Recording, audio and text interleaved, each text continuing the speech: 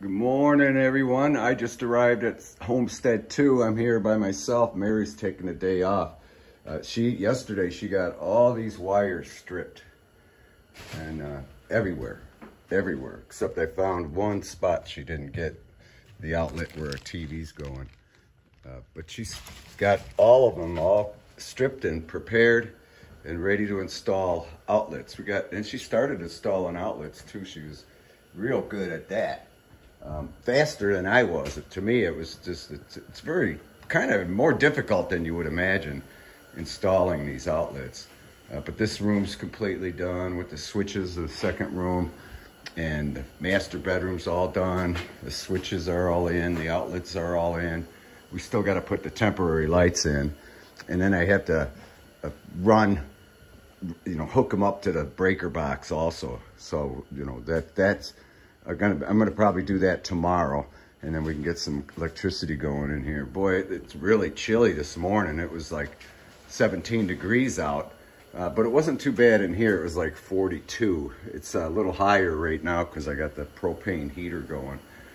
And of course, I can only run this for a short while. I don't like to go more than an hour, and that may even be too much because the carbon monoxide accumulates. And there's not enough of a breeze and draft in here because we have this, whole trailer so buttoned up so tight. This area is not, however, so the cats could come in here. I worry about the carbon monoxide because it is heavier than air and it does go lower. So the kittens would be affected first. So I make sure I keep an eye on that and not do it. Boy, if you could see well, maybe I'll turn around and show myself, but I'm actually getting, a little bit of breath coming out. That's how cool it is inside here.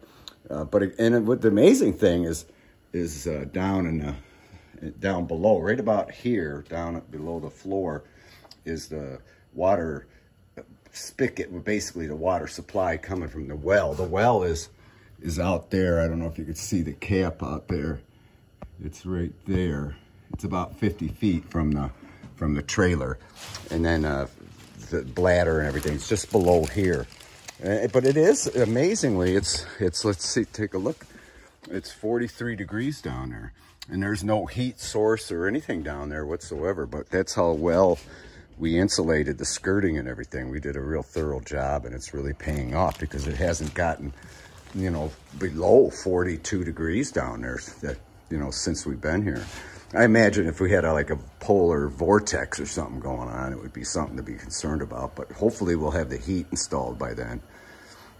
So, but anyway, I found out I got all underground cable, which is actually better than, the regular stuff. But that's really all they had at Menards, and I didn't know any better. I'm not used to using this Romex. I come from the Chicago area, and there you have to use metal conduit and metal boxes and everything. It's just so strange to see these plastic boxes and Romex being allowed and everything.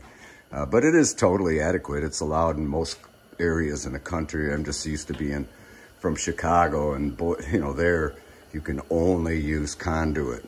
And so I'm so, it's basically unfamiliar. Well, I'm familiar enough with electrical, but certainly not familiar whatsoever with the Romex and stuff. But it is a better quality and everything. And it is all, it should be just fine. And like I said, it's actually more expensive and better Romex. But I found that out yesterday. That was like, oh boy, thank God I didn't have to pay for it, because it was like $127 for a 250-foot roll. I was wondering why it was so expensive, and that's because it's all underground, cable that's worthy of being underground. But that's cool. This whole trailer could be underground and it would be just fine. The electrical would still hold up. But anyway, I don't know if any of you noticed that out there, but I didn't know any better until I found out. And I did know that they do have white Romex, and that's the 14 gauge, and then the yellow Romex coating is the 12 gauge. Live and learn, but again, this is better than the usual. So So we're okay there. But I got the cats fed outside. All the guys inside are fed. I think that's Sally right there. They made a hole in the plastic there, and they just love going in and out of it. It's hilarious. So, but anyway, we'll call this video right now. And with that, I thank you for watching. And whoops, I covered the camera. I thank you for watching, and we'll talk at you later. Love you.